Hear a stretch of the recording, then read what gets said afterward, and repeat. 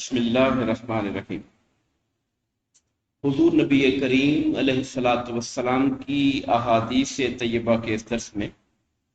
کتاب الصلاۃ کے ذیل میں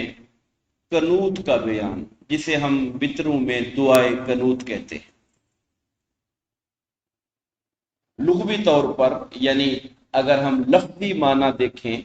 تو قنوت کا معنی ہوتا ہے فرما برداری کرنا، نماز میں اللہ کی بارگاہ میں کھڑے ہونا، اللہ تعالیٰ کی بارگاہ میں عاجزی اور خاکساری کا اظہار کرنا، اس کو قنوت کہتے ہیں۔ اگر کبھی آپ دعائے قنوت کا ترجمہ پڑھیں گے تو اس میں اللہم انا نستعینک و نستغفرک و نؤمن بک و نتوکل علیک، اے اللہ ہم تجھ سے معافی مانگتے ہیں، تیری بارگاہ سے مدد مانگتے ہیں، تجھ سے مغفرت چاہتے ہیں، تجھ پر ایمان رکھتے ہیں، تجھ پر توکل کرتے ہیں، یعنی اپنی بندگی کا اظہار ہوتا ہے، اپنی خاکساری کا اظہار ہوتا ہے۔ اور شرعی اصطلاح میں وہ مخصوص دعا ہے جو حضور نبی کریم علیہ الصلاۃ والسلام سے منقول ہے، اس دعا کو دعائے قنوت کہا جاتا ہے۔ ایک روایت میں یہ بھی آتا ہے کہ حضور نبی کریم علیہ الصلاۃ والسلام بعض خاص موقعوں پر جب کسی دشمن کا بہت خوف ہوتا تھا یا کسی دشمن نے بہت سخت نقصان پہنچایا ہوتا تھا یا نقصان پہنچانے کا خطرہ ہوتا تھا تو حضور دعائے قنوت میں ان کے خلاف اللہ کی بارگاہ میں دعا کیا کرتے تھے خصوصی طور پر۔ اور یہ بھی ثابت ہے کہ ہم تو عشاء کی نماز وتر کی آخری رکعت میں دعائے قنوت پڑھتے ہیں، احادیث پاک میں فجر کی نماز میں بھی دعائے قنوت پڑھنا مخصوص حالات میں، جب اسپیشل حالات ہوتے تھے تب حضور فجر کی نماز میں بھی اللہ کے دشمنوں اور مسلمانوں کے دشمنوں کے خلاف جو دعا کرتے تھے اس کے لیے دعائے قنوت پڑھا کرتے تھے۔ ایک روایت جس کا ہم ذکر کریں گے، حضرت ابو ہریرہ رضی اللہ تعالیٰ عنہ سے روایت، آپ فرماتے ہیں کہ سرور کونین صلی اللہ علیہ وسلم جب کسی کے خلاف دعا دیتے، عام طور پہ لفظ لوگ بولتے ہیں کہ بد دعا دینا، میں وہ لفظ استعمال نہیں کر رہا، میرے آقا جو بھی کام کرتے ہیں معاذ اللہ وہ بد نہیں ہو سکتا، اس لیے ہمارا جو عام رواج میں کہتے ہیں کہ حضور نے فلاں کے خلاف فلاں کو بد دعا دے دی، میرا خیال یہ کہ بہتر لفظ یہ ہے کہ فلاں کے خلاف دعا کر دی، سرکار کی دعا دعا ہی ہے، اس کے ساتھ بد لگانا مجھے اچھا محسوس نہیں ہوتا ہے۔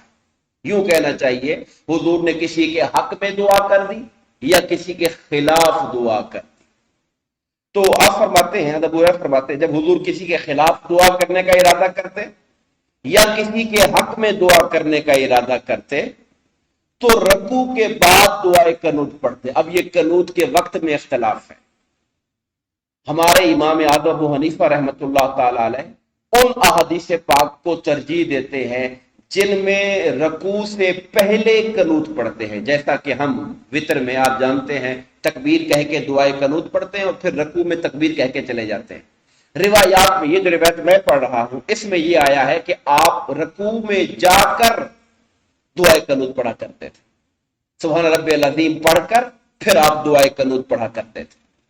تو دونوں طرح کی روایات موجود ہیں، رکوع میں جانے سے پہلے والی اور رکوع میں جانے کے بعد والی، مگر احناف نے ان روایات کو ترجیح دی ہے جو رکوع سے پہلے دعائے قنوت پڑھنے والی ہے۔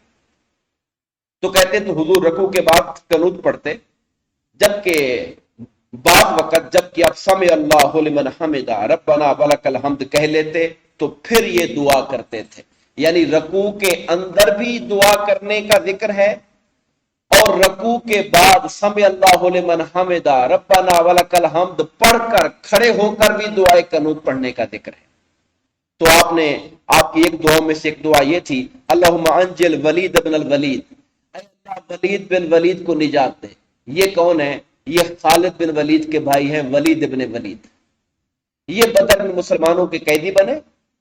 اور مسلمانوں نے جب ان کو قید کر لیا، یہ کافروں کی طرف سے لڑتے ہوئے آئے تھے، پھر ان کے رشتہ دار آئے، 4000 درہم ان کا فدیہ دے کر چھڑا کے لے گئے ان کو۔ جب یہ مکہ پہنچے تو ان کے دل کے اندر ایمان کا نور، پہلے ہی قید کے درمیان ان کے دل میں ایمان کا نور آ چکا تھا، مگر انہوں نے وہاں اظہار نہیں کیا۔ یہ جب آزاد ہو کر خاندان کا پیسہ خرچ کروا کے جب مکہ پہنچ گئے، وہاں جا کر انہوں نے اسلام کا اعلان کر دیا۔ اب لوگ بڑے دشمن ہو گئے کہ تم نے مسلمان ہونا تھا تو وہی ہو جاتے، ہمارا 4000 درہم کیوں خرچ کروایا تم نے؟